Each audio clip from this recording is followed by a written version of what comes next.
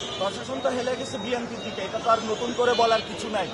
এটা তো ডক্টর ইউনূস জায়া হলো লন্ডনে গিয়ে তার কাছে আত্মসমর্পণ করে আসছেন। আর দেশে আসার পরে এখন হলো তার শোডাউন হচ্ছে। নির্বাচন কমিশনের এখন চোখ নাই, পুরো বাংলাদেশে শোডাউন হচ্ছে। নির্বাচনী যে শৃঙ্খলা বিধান রয়েছে সেগুলো লঙ্ঘিত হচ্ছে। বিভিন্ন জায়গায় তারা মানুষকে ধমক দিচ্ছে, জুলাই শহীদের সাথে বেইমানি করে না ভোটের ক্যাম্পেইন করছে। এই হলো আমাদের বাংলাদেশ। এটা আমরা আগামী 12 তারিখে দেখাবো জনগণের সাথে গাদ্দারি ফল কি হয়।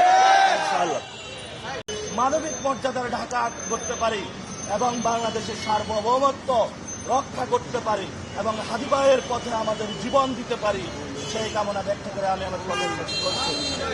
এবং আপনারা জানেন আমাদের একটি আজাদী যাত্রা চলছে।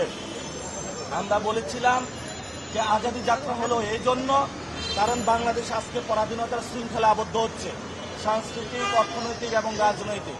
এটা প্রত্যেক দিন আমাদের ফজর থেকে এশা পর্যন্ত চলে। আমরা মসজিদে মসজিদে যাই, নামাজ পড়ি। অসংখ্য ভাই আমাকে মেসেজ দিয়েছে আপনি শোডাউন দিবেন না গাড়ি দিয়ে, কারণ হাদি ভাই মসজিদে গিয়ে ক্যাম্পেইন করেছে। আমি হাদি ভাইয়ের দেখানো পথেই মসজিদে যাচ্ছি, মসজিদের সামনে মানুষের সামনে দাঁড়িয়ে থাকছে, মুসাফা করছে। প্রত্যেকটা লোক আমাকে বলেছে আমার সাথে হাদি ভাই মুসাফা করেছে। হাদি ভাইয়ের পথে যাব ইনশাআল্লাহ। আমরা হাদি ভাইয়ের এই 8 আসন রক্ষা করব।